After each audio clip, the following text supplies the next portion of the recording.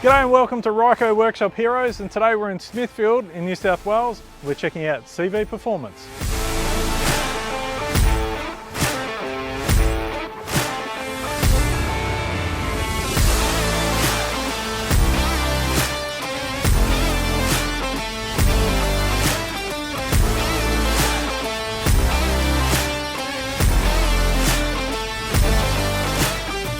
G'day mate, how are you going?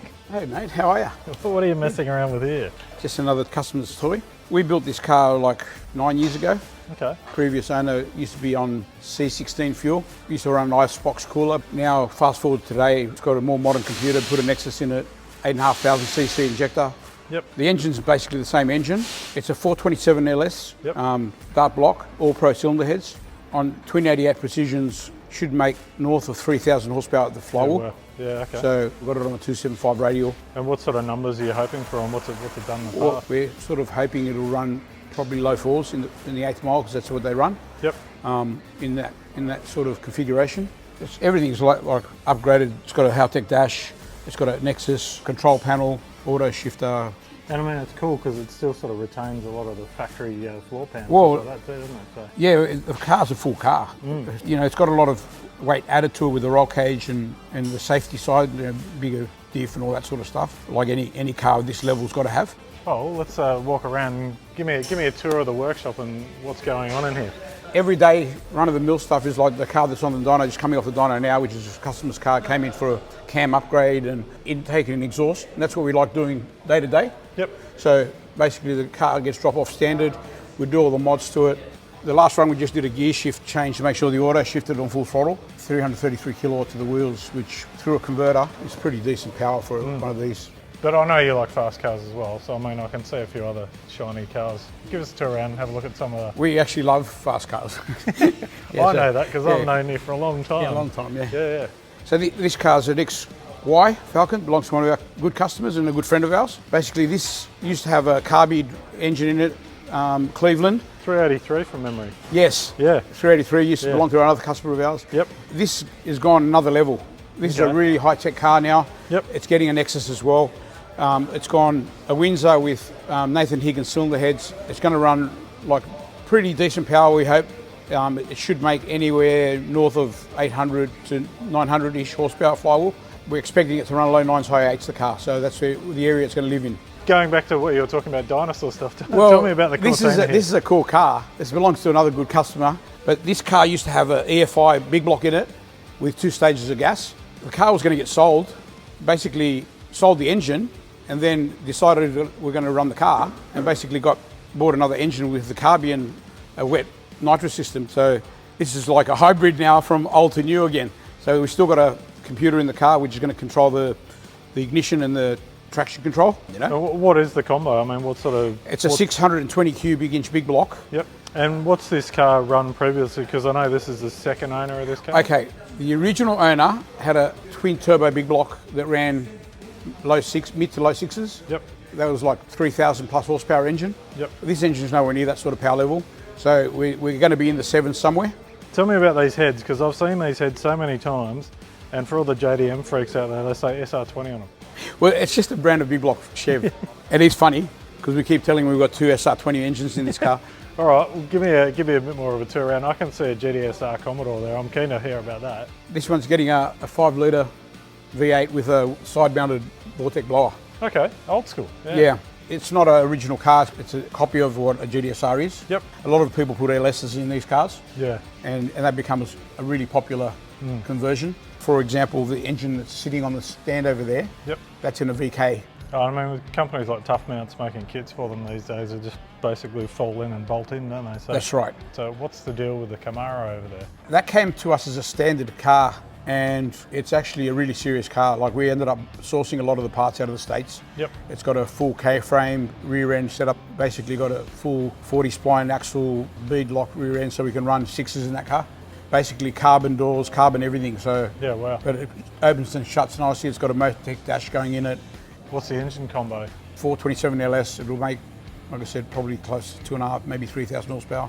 You mentioned engines as well. Engine room? Yeah, let's go. Let's go. This is the LS 427 dry sump engine going in the Camaro. Okay, yep. And the barrow there, billet crank. Billet crank, yeah, this one's going in a customer's XE Falcon. This is the engine out of the territory I was telling you about. Okay. This car's run 9.9 at full weight. I don't even know how heavy it is, it's really heavy. Yep. This combo should run like 950s. Well, we do everything, like we've got GDR stuff lying around. And I can even see a billet block over there. yeah, we've got a billet SR block going in customers' S14. So where did you two learn about making cars fast? Was there anyone that was your mentor or something like that, or? No, basically we learnt ourselves, and basically we just, you know, every time we needed to learn something, just basically source the best of the best and just learn how to do everything yourself. We never had anyone basically show us anything. I think that's the best way. When you're keen, you want to learn. It's not something that you can actually teach someone. You have to actually do it, you know. Well, I'm going to shake your hand, but I'm going to hang around here. I'm going to go out and find Johnny and have a chat to him about his Commodore. So Johnny, I was going to chat to your dad, Vic, the V in CV Performance, but he's just flat out. Tell me a bit about your first experiences at the track and around racing. I mean, did you fall in love with it straight away as a kid? Yeah, I did. I've always really liked the racing and the cars and the competition. I think probably the first time I had a car was like I'm pretty sure it was like a V6 Commodore. I think it ran like high 16s it could have ran. I think we put nitrous on the car, we put an exhaust. I'm pretty sure we got it down to like 13.0 for a V6 Commodore. And then from there, I've had this car for about at least 10 years. So, I mean, give me a rundown of this car. I mean, you've obviously brought it through stages, but what is the car now and what do you use it for? Like obviously we race the car. It's still got that street look where, you know, if you really want, you could probably drive it a little bit on the street. And I mean, you say street look, like I'm looking here, it's got dash and obviously we've got roll cage and race seats and stuff like that, but it's still got the center console, all the buttons, child lock, everything like that. But I mean, tell me about the running gear. What's the engine, trans, diff combo and everything? So the engine's a LS 427, twin turbo.